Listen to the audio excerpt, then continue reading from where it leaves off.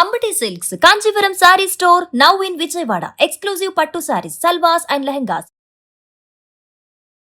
నమస్తే అమ్మా. నమస్తే అమ్మా. మహాశివరాత్రి శుభాకాంక్షలు మీ అందరికీ కూడానమ్మా. ఎస్, శివరాత్రి వచ్చేసిందంటే చాలా చాలా కోలాహలంగా ఆలయాలన్నీ రెడీ అయిపోతాయి. బికాస్ కంపల్సరీ అందరం కూడా ఒక్కసారైనా రోజులో ఆలయ దర్శనం చేసుకుంటాం. ఈ శివరాత్రికి మనం ప్రతి ఏటా చేసేదే, మనం గుర్తించుకోవాల్సిన విషయాలు ఇంకొకసారి గుర్తు చేద్దాం. సో ఏమేం చేయాలి, ఏమేం చేయకూడదు. ఇప్పుడు దేవుడిని అంటే ఆదివారం మాక్సిమం ఈ సంవత్సరం పండుగలన్నీ ఆదివారమే వచ్చేస్తాయి. అదే కదా పాపం, హాలిడే మిస్ అయిపోతున్నాం మేము. ఉద్యోగస్తులందరూ బాధపడుతున్నారు, మాలాంటి వాళ్ళందరూ ఇబ్బంది పడుతున్నాం. ఎస్. సో చిత్రపటాలు కానీ, మన ఇంట్లో క్లీనింగ్ కానీ అవన్నీ ఎప్పటి నుంచి స్టార్ట్ చేయాలి, అండ్ ఉపవాస దీక్ష పాటించే వాళ్ళు ఎలాంటి ఉపవాస దీక్ష ఎప్పటి నుంచి స్టార్ట్ చేయాలి, ఇవన్నీ. అమ్మ, శుభ్రం చేసుకోవడం అనేది ఎప్పుడూ చేసుకోవచ్చు అమ్మా. కాకపోతే దేవుళ్ళని రోజు శుభ్రం చేయడం చాలా మందికి కష్టం. ఇప్పుడు ఎంతమంది మందిరం ఉందనుకో, మందిరంలో ఏవో కొన్ని ఛాయాచిత్రాలు అంటే ఫోటోలు పెడతారు, కొన్ని ఫోటోలు పెడతారు, కొన్ని విగ్రహాలు పెడతారు. వాటన్నిటిని అలంకారప్రాయంగా ఉంచి వాటికి బొట్టు పెట్టి పూలు పెట్టి చేస్తారే గాని రోజు కడగడం చేయరు కదా. అట్లాంటివి పండగకి ముందు రోజు చేసుకోవచ్చు, తెల్లవారితే పండగ అనగా చేసుకోవచ్చు. అప్పుడు ఏదైనా కుదరదు అనుకుంటే ముందు రోజుల్లో కూడా చేసుకోవచ్చు. శుభ్రంగా ఉండాలి. కానీ అలా శుభ్రంగా చేసుకుని పండగకి సిద్ధపడడంలో ప్రధానంగా కొన్ని పండగలకి ఇళ్ళంతా కడుక్కునే పద్ధతి ఉందమ్మా. అన్ని పండగలకి చెయ్యలేరు అందరూ. కానీ శివరాత్రికి బూజులు అవి దులుపుకోవడం అవన్నీ చేస్తాం కదమ్మా. అవన్నీ ఇప్పుడు అన్ని పండగలకి చేస్తామమ్మా, బూజులు అవి దులుపుకోవడం. కానీ శివరాత్రికి మాత్రం ప్రత్యేకంగా తప్పనిసరిగా ఓపిక ఉన్నా లేకపోయినా ఇల్లు కడిగేసుకుంటారు, తప్పనిసరిగా కడుగుతారు. అటువంటిది ఇల్లు కడుక్కోవడం, దేవుడు గది శుభ్ర పెట్టుకోవడం అవన్నీ వీలైనంత ముందు చేసుకోవచ్చు, లేదంటే శనివారం చేసేసుకోవచ్చు.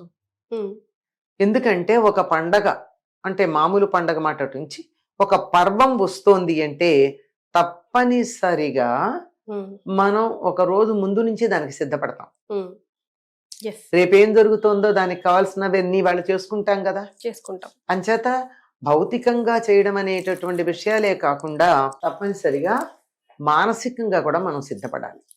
ముఖ్యంగా శివరాత్రికి మానసికంగా సిద్ధపడాలి అంటే ముందు రోజు నుంచి నియమాలు పాటిస్తారు. అంటే ముందు రోజే సాత్విక ఆహారం తీసుకోవడం, ఏమాత్రం అవకాశం ఉన్నా సాయంకాలం భోజనం చేయకుండా ఉండడం. ఇంకా అనారోగ్యం ఉండి చేయలేము అంటే అది వేరే మాట. మరి లేదంటే ఏ ఫలహారం అంటే నిజంగా ఫలాహారం, ఫలమునే ఆహారంగా, ఫల ఆహారం, అలా ఫలాలనే ఆహారంగా తీసుకోవడము చేసుకుంటారు. ఇంకా శివరాత్రి ఉదయం నుంచి రేపు ఉదయం దాకా అంటే 24 గంటల పాటు శివరాత్రి పర్వాన్ని జరుపుకుంటాం. దాన్ని పండగ అనడం కన్నా పర్వం అనడం సరిపోతుంది. ఎందుకంటే ఆ సమయంలో మనకు అనేకమైనటువంటి ఆధ్యాత్మికమైనటువంటి ఎదుగుదలకి అవకాశం ఉన్న సమయం అది. ఎందుకు చేస్తాం ఇవన్నీను? భౌతికంగా అంటే లౌకికంగా ప్రపంచంలో ఉండే విషయాల్లో మనం బాగా అభివృద్ధి చెందడానికి చేసేవి చాలా ఉండగా ఆధ్యాత్మిక ఔన్నత్యం కూడా చేసే ఉంటాయి కదా. అటువంటి వాటిల్లో మనకి బాగా ఉన్నత స్థితికి తీసుకెళ్ళడానికి సహకరించేటటువంటిది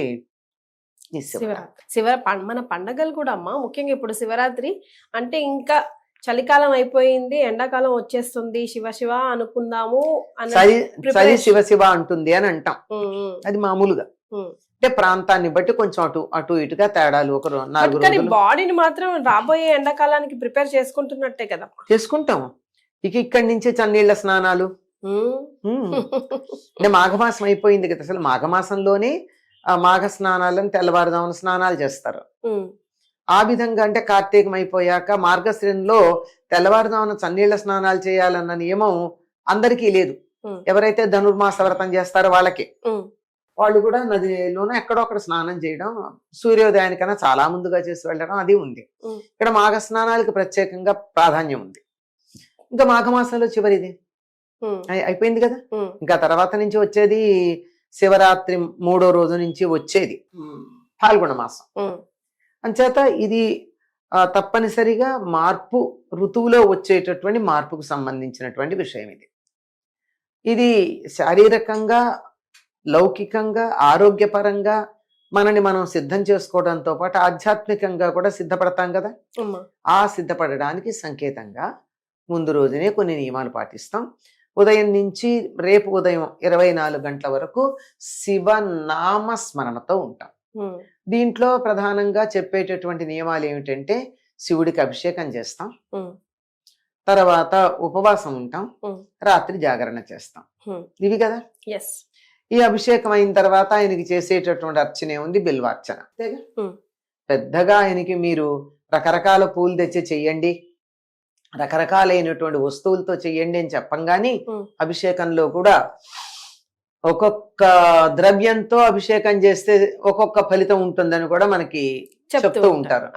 అవన్నీ చేయలేకపోయినా జలాభిషేకం చేయడానికి అభ్యంతరం ఏముంది? ఏదో చెప్తారు, చారెడు నీళ్లు, చిటికెడు విభూతి, ఒక బిల్వం అట. ఆయనకి చాలా సంతోషిస్తాడు ఆయన. ఇక్కడికి వచ్చేటప్పటికి చాలా మందికి సందేహాలు. ఉపవాసం అంటే ఏమిటి, ఎలా చేయాలి, ఎప్పుడు విరమించాలి, ఒకవేళ మధ్యలో ఆకలిస్తే ఏంటి పరిస్థితి? ఉప అంటే సమీపంలో, వాసం అంటే ఉండడు. ఎన్నో సార్లు చెప్పుకున్నాం, మళ్ళీ చెప్పుకుందాం. ఎందుకంటే ఇంతకు ముందు వినని వాళ్ళు ఉండొచ్చు, విన్నా మర్చిపోయిన వాళ్ళు ఉండొచ్చు. అంచేత ఏమిటి, ఎవరి సమీపంలో ఉండడం? ఇది శివుడికి సంబంధించిన వేడుక గనక, శివ సంబంధమైంది గనక శివుడికి సమీపంలో ఉండడం. శివుడికి సమీపంలో ఉండటం ఆయన దగ్గర కూర్చుని ఏవో పనులు చేసుకోవడం కాదు కదా. శివలింగం పక్కన కూర్చొని పుస్తకాలు చదువుకోవడం, శివలింగం ఎదురుగా కూర్చొని కబుర్లు చెప్పుకోవడం, ముచ్చట్లాడుకోవడం, పేకాడుకోవడం, సెల్ ఫోన్లు చూసుకుంటూ ఉండడం, ఇది ఆయన దగ్గర ఉన్నట్టు కాదు కదా. మనసు పూర్తిగా శివుడి దగ్గర పెట్టడం. ఆ విధంగా మనసు దేవుడి దగ్గర పెట్టాలి అంటే ఏం చెయ్యాలి? శరీరం సహకరించాలి. శరీరం సహకరించాలంటే ఏమవుతుంది? కాసేపు ఖాళీగా కనుక కూర్చున్నట్టయితే కొనికి పాటలు వస్తాయి. అందులోనూ కడుపు నిండా అన్నం తిన్నట్టయితే అబ్బా చెప్పలేం, తృప్తిగా నిద్ర వస్తుంది, హాయిగా వస్తుంది నిద్ర. మరి అటువంటిది నిద్ర రాకుండా ఉండాలి అంటే, మన మనసు మేలుకుని ఉండాలంటే, మనసు చైతన్యవంతంగా ఉండాలంటే ఉపవాసం చేయమన్నారు. అందుకని ఉపవాసం అనగానే అన్నం తినకుండా ఉండడం అనేటటువంటి ఒక అభిప్రాయం మనకి ఏర్పడింది. కానీ భగవంతుడి దగ్గర కూర్చుని ఉండడానికి, మన మనస్సు దైవ సాన్నిధ్యంలోనే నిరంతరం ఉండడానికి ఈ ఉపవాసం అనే దాన్ని పదం ఉపయోగించేది. అప్పుడు పాటించే నియమానికి ఉపవాసం అని పేరు. ఏమిటది అంటే ఆహార నియమం. ఎటువంటి పరిస్థితిలో కూర్చుంటే కాసేపు కూర్చోగానే అది నిద్ర రాకుండా, ఏ దైవాన్ని గురించి మనం తలుచుకుంటున్నామో ఆ దైవం మీద మన మనసు స్థిరంగా ఉంటుందో దానిని ఉపవాసం, ఆహార నియమం అన్నారు.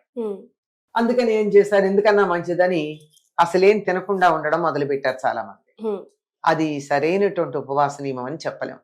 అన్నం తినడం మానేస్తే దాన్ని లంఘనం అంటారు. జ్వరం వచ్చింది గనక ఏం తినకు, కడుపు నొప్పి వచ్చింది గనక ఈ పూట నీళ్లు తాగుండు అని చెప్పేది ఉందే, అట్లాంటిది అవుతుంది ఆహారం తినకుండా ఉంటే. ఆహారం తీసుకోకుండా ఉండడం యొక్క ప్రయోజనం ఏమిటి? మనసు భగవంతుడి మీద నిమగ్నం కావడం. కడుపు నిండా అన్నం తిని కూర్చుని ఓం నమ శివాయ, ఓం నమ అయిపోతుంది కదా.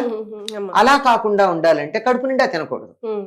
సరే, కడుపు నిండా తినకూడదంటే మనిషికి నోరు అదుపులో పెట్టుకోవడం చాలా కష్టం గనక తినడం మొదలు పెడితే ఆగదు కడుపు నిండేదాకా. అందుకని మానేయడం అన్నది చాలా మంది చేసినటువంటి అలవాటుగా చేస్తూ వచ్చారు. కానీ వాస్తవానికి శరీర ధర్మాన్ని అనుసరించి ఉపవాసం పాటించమన్నారు, కష్టపెట్టి కాదు. అంటే అనారోగ్యంగా ఉంది, కఠినంగా ఉపవాసం పాటించక్కర్లా. ఏదైనా ఉండలేమండి మేము, తినకుండా ఉండలేము అంటే పాలు, రసాలు తాగొచ్చు. అలా లిక్విడ్స్ తాగితే మేము ఉండలేమండి అంటే పళ్ళు తినచ్చు. అంటే ఏవి తీసుకోవటం వల్ల వెంటనే శరీరానికి శక్తి వచ్చి జీర్ణాశయం మీద బరువు పడి కళ్ళు మూతలు పడవో ఆ ఆహారం తీసుకోవచ్చు. అంతే.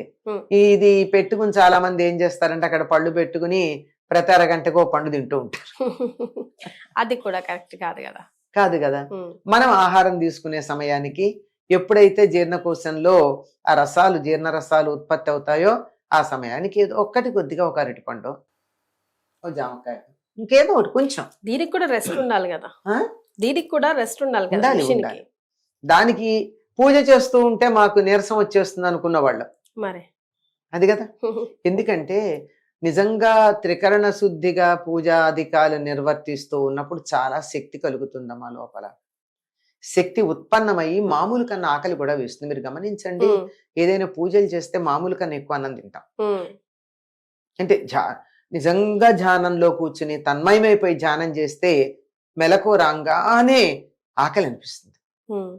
అలాగే 1 గంట 2 గంటలు జపం చేస్తే ఆ జపం పూర్తయిన తర్వాత ఏదైనా గబాల తినాలని అనిపిస్తుంది. అందుకనే సాధారణంగా నీళ్లు పక్కన పెట్టుకుని జపం చేస్తూ ఉంటారు, వెంటనే నీళ్లు తాగడానికి. లోపల శక్తి శక్తికి సంబంధించింది వేడి కదా, వేడి ఉత్పన్నం అవుతుంది. అందువల్ల తేలికగా పళ్ళో పాలో తీసుకోవాలి. ఇది ఉపవాసం. ఈ ఉపవాసం వల్ల మనం భగవంతుని యందు మన మనసు మేలుకుని ఉంటుంది. నిద్రపోకుండా, మనసు నిద్రపోకుండా, శరీరం కాదు, మనసు నిద్రించకుండా, అప్పుడు దాన్ని జాగరణ అన్నారు. సాత్వికంగా తీసుకోమని ఎందుకు చెప్పారంటే తీవ్రమైనటువంటి కటు, తిక్త, లవణ ఇత్యాదులు అంటే ఇవన్నీ కలిపేసి మనం మామూలుగా చెప్పాలంటే స్పైసీ ఫుడ్ అంటాం. ఆ స్పైసీ ఫుడ్ తీసుకున్నట్టయితే కొంచెం రజోగుణ ప్రకోపం జరుగుతుంది. అందువల్ల ఎంతసేపు పూజ చేయాలి అనేటటువంటి మాటలు వచ్చేస్తూ ఉంటాయి. లేకుండా దేవుడి మీద కూడా కోపం వచ్చేస్తుంది అప్పుడప్పుడు. అయ్యో, చాలా మంది పగలల్లో ఉపవాసం ఉండి సాయంకాలం నక్షత్రాలు పొడిచాక తింటాము అంటారు. అందుకని వాళ్ళు చుక్కలు ఎప్పుడు పొడుస్తాయా అని చూస్తూ ఉంటారు. ఇట్లాంటి వాటి మీద దృష్టి పోకుండా ఉండాలంటే సాత్వికమైనటువంటిది ఏదో ఒకటి కొంచెం తీసుకుంటే తప్పు లేదు. ఉండగలిగితే అసలు ఏం తినకుండా ఉండొచ్చు. ఎందుకంటే ఒక నియమం పెట్టుకున్నాక నేను ఇవాళ నా సమయాన్నంతా శివుడిని అర్చించటానికే వినియోగిస్తాను అని నిర్ణయం తీసుకుని కూర్చున్నాక చాలా మందికి ఆకలి అనిపించదు. వాళ్ళకి చాలా ఇష్టమైన పదార్థం తీసుకొచ్చి ఎదురుగా పెడితే కూడా వాళ్ళు తినాలన్న భావన కూడా కలగదు, వాళ్ళకి ధ్యాస ఉండదు. ఆ విధంగా ఉన్నప్పుడు అది ఉపవాసం బాగుంటుంది. ఆ విధంగా ఉపవాసం చేసిన తర్వాత మనసు మేలుకుని ఉంటుంది గనక మనం ఓం నమ శివాయ అంటున్నా, త్రయంబకమిజామహే అంటూ ఉన్నా శివుడి మీదే మనసు. ఎందుకని మేలుకుని ఉండాలి? మేలుకుని ఉండడం అంటే చాలా మంది అనుకుంటారు పేకాడుకుంటూను, ఒక టికెట్ మీద 2 సినిమాలు వేసేవాళ్ళు మా చిన్నతనంలో. అంటే మేలుకుండడానికి శివరాత్రికి ఇట్లాంటివంటే పోనీ అదేదో శివుడికి సంబంధించింది అయితే శివ ధ్యానంలో ఉంటారనుకోవచ్చు, కానీ వేరే రకంవి కాదు కదా. ఎందుకు నీ జాగరణ అంటే మేలుకుని ఉండడం దేనికి? ఆయన పట్ల మన మనసు చైతన్యవంతంగా ఉండి ఆయన ఉద్భవించే సమయానికి మనం సిద్ధంగా ఉండి ఆయనకి ఆహ్వానం పలకడానికి. అర్ధరాత్రి కదా ఆయన నేను ఉద్భవించాడని చెప్పినటువంటిది. మాఘకృష్ణ చతుర్దశ్యాం, అది అర్ధరాత్రి లింగోద్భవ సమయం అంటూ ఉంటారు. అదే కదా, లింగోద్భవ సమయం అంటారు. ఆ లింగం ఉద్భవించింది మాఘకృష్ణ చతుర్దశి అర్ధరాత్రి. ఆయన ఎందుకు ఆ టైంలో ఎందుకు ఉద్భవించాడు అంటే దేవతలు మునులు వాళ్ళందరూ ఆయన్ని ప్రార్థించారు. సర్వాంతర్యామి నువ్వు, అంతటా ఉన్నావు, నిన్ను ప్రత్యేకంగా మేము ధ్యానం చేయాలన్నా, పూజించాలన్నా, ఆరాధించాలన్నా మాకు ఒక లక్ష్యం ఉండాలి కదా, ఒక గుర్తు ఉండాలి కదా, ఆ గుర్తుగా నువ్వు ఉండాలి అని అలా అనుకున్నటువంటి అప్పుడు వాళ్ళ కోరిక మేరకు ఆవిర్భవించాడు అనమాట. కనుక వాళ్ళు అలా ఎదురు చూస్తూ ఉన్నారు కదా ఆయన ఎప్పుడు ఆవిర్భవిస్తాడా అని. మనం కూడా వాళ్ళల్లాగా ఎప్పుడు ఆయన ఆవిర్భవిస్తాడా అని ప్రదోష వేళ నుంచి అర్ధరాత్రి దాకా మేలుకుని ఉండాలి. అర్ధరాత్రి లింగోద్భవ సమయం అయిన తర్వాత ఆయన అభిషేక ప్రియుడు గనక అభిషేకం చేసి ఇంకా మనకు శక్తి సామర్థ్యాలను అనుసరించి బిల్వార్చనలు, పూజలు, అష్టోత్తరాలు మీకు ఏది ఎవరికి వీలైతే వాళ్ళు చేయడం. లేదు ఆయన ఆవిర్భవించాడని నమస్కారం చేసుకుని పడుకుంటే అలా పడుకునే వాళ్ళు ఉన్నారు. ఆ మాత్రమైనా చాలు కదా, అసలు లేని దానికన్నా. కానీ నేను శ్రద్ధగా ఉంటాను అనుకున్న వాళ్ళు మాత్రం సూర్యోదయం దాకా అర్చనలే చెయ్యాలి. నెక్స్ట్ డే నైటే పడుకుంటారు, అంటే సోమవారం నైటే పడుకోవడం. ఇప్పుడు ఆదివారం కదా మనకి శివరాత్రి వచ్చింది, ఆదివారం ఉదయం నుంచి సోమవారం ఉదయం దాకా అర్చనలే ఆయనకి సాగుతూ ఉంటాయి. మరి సోమవారం ఉదయం ఏం చేస్తారు? చక్కగా మామూలుగా నిత్యకృత్యాలు నిత్య పూజలు అన్ని చేసుకున్నాక అప్పుడు వంటలు వండి నైవేద్యం పెట్టి, లెక్క ప్రకారం మనకి శాస్త్రాల్లో ఏం చెప్పారంటే ముందు బ్రాహ్మణులకు పెట్టి, ఆ తర్వాత పసిపిల్లలు, వృద్ధులు, బాలలు, స్త్రీలు ఇలాంటి వాళ్ళకు పెట్టి, ఆ తర్వాత ఎవరు ఈ కార్యక్రమం నిర్వర్తించారో వాళ్ళ చిట్ట చివరిని తినాలి. ఇది లెక్క. ఇదంతా అయిన తర్వాత 24 గంటలు నిద్ర లేదేమో, భోజనం చేయంగానే ఏమవుతుంది? నిద్ర చేసింది. అది పడుకుంటే జాగరణ ఫలితం ఉండదు. అమ్మో. మర్నాడు సాయంకాలం చుక్క పొడిచేదాకా పడుకోకూడదు. అది లెక్క. కానీ బాగా నిద్ర వస్తే అప్పుడు ఏం చేయాలమ్మా? నిద్ర ఎందుకు వస్తుంది? బాగా తింటే వస్తుంది. మరి అప్పుడు తింటా ఆరోగ్యానికి మంచిది కాదు. 24 గంటలు ఖాళీ కడుపుతో ఉండి ఎక్కువ తింటే ఏమవుతుంది? గ్యాస్ అందుతుంది, ఇబ్బంది కలుగుతుంది కదా. అందుకని తేలిగ్గానే తినాలి ఆ రోజు. ఎప్పుడైతే తేలిగ్గా తిన్నారో లోపల కాస్త కరకరలాడుతూ ఉంటుంది, అందువల్ల నిద్ర రాదు. ఇంకా ఈ ఉపవాస నియమాల గురించి మాత్రం ఒకటి ఖచ్చితంగా నేను చెప్తానమ్మా, చెప్పి తీరాలి కూడా. ఏమంటే అందరూ కటిక ఉపవాసం ఉండకూడదు. నీళ్లు కూడా తాగకుండా ఉంటాము అనేటటువంటి మొండితనానికి వెళ్ళొద్దు. ఇదే నిర్జల ఉపవాసం కాదు, ఇది కాదు. కనుక హాయిగా నీళ్లు తాగితే తాగొచ్చు, దాహం అనిపిస్తే. ఎందుకంటే కనీసం ఓం నమ శివాయ అనాలంటే కూడా మా అనేటప్పుడు, సి అనేటప్పుడు నాలుక స్పష్టంగా రావాలి కదా, నోరు పెడచగట్టుకుపోకూడదు. కనుక నీళ్లు తాగొచ్చు. ఇందాకే నేను చెప్పినప్పుడు మందులు అవి వేసుకోవాలనుకున్న వాళ్ళు ఆ ఉప్పు కారాలు ఉన్న వంటలు వండినవి కాకుండా ఏదో పండు ఏదో తీసుకుని మందులు వేసుకోవచ్చు. ఇది అవకాశాన్ని బట్టి. ఎవరు ఉపవాసం చెయ్యకూడదో కూడా మన వాళ్ళు చెప్పారు శాస్త్రంలో. బాలింతలు, గర్భవతులు, అనారోగ్యం చేసి కోలుకుంటున్నటువంటి వారు, వృద్ధులు, చిన్నపిల్లలు, చదువుకునే వాళ్ళు, అసలే పరీక్షలు ఇప్పుడు, వాళ్ళు ఉపవాసం చెయ్యకూడదు.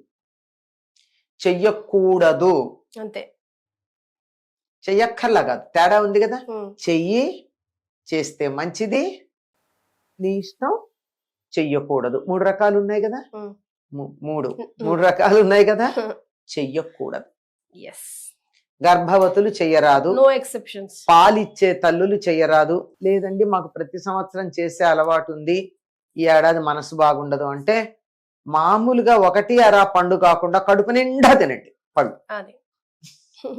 కడుపు నిండా, కడుపు బాగా నిండేటట్టుగా లోపల ఉన్నటువంటి పరమాత్మ స్వరూపమైన బిడ్డకు గాని, పాలు తాగుతూ ఉన్నటువంటి పరమాత్ముడికి గాని ఇబ్బంది కలగకుండా ఉండాలి. అందుకు అలాంటి వాళ్ళని ఉపవాసం చేయొద్దన్నారు. దీర్ఘ రోగులు కూడా చేయకూడదు. ఇప్పుడే ఏదో టైఫాయిడ్ ఈ మధ్య వస్తున్నాయి కదా, టైఫాయిడ్ లాంటిది వచ్చి కోలుకున్నారు, ఇప్పుడే పచ్చని తిన్నారు, వాళ్ళు చేయకూడదు. చెయ్యొద్దు అని చెప్పారు. అదే శాస్త్రం క్లియర్ గా చెప్పింది, చాలా స్పష్టంగా చెప్పింది. ఎందుకంటే మన శాస్త్రాలకి మనిషి చాలా ప్రధానం. మనిషి యొక్క ఆరోగ్యం, మనిషి యొక్క ఔన్నత్యం, మనిషి యొక్క శ్రేయస్సు చాలా ప్రధానంగా చెప్పుకుంటారు. అందులోనూ శివుడు అంటే ఏమిటి? శుభాన్ని కలిగించేవాడు. అటువంటి శుభాన్ని కలిగించేటటువంటి శుభంకరుడైనటువంటి శివుడిని గురించి అర్చన చేసేటప్పుడు ఇలా ఇబ్బందులు పడడం తప్పు కదా. రేపొద్దున ఇవాళ ఉపవాసం చేసి రేపొద్దున ఇంట్లో వాళ్ళందరినీ కంగారు పెడితే శివుడు మెచ్చుతాడా? కాదు కదా. అంచేత హాయిగా చేయండి. ఏ క్షణాన ఆకలి అనిపించిందో, నీరసం అనిపించిందో, తినాలనిపించిందో, శివుడి మీద మనసు చెదిరిందో శివుడి మించి, ఆ క్షణాన్ని వెళ్ళి తినేయడం మంచిది. మనసులో రాకూడదు కోరిక. వచ్చింది అంటే శివుడి కన్నా నీకు తిండి మీద మనసు ఎక్కువైంది కదా, అది తీర్చేసేప్పుడు శివుడి దగ్గరకు వచ్చు. అప్పుడు కాన్సన్ట్రేట్ చేయొచ్చు, అప్పుడు దాని మీద దృష్టి పెట్టడానికి వీలవుతుందని చెప్తారు. ఎన్నో మంచి విషయాలు తెలుసుకున్నామమ్మా. మళ్ళీ ఒకసారి ప్రతి ఏడాది లాగా. Thank you so much. ధన్యవాదాలు. నమస్తే.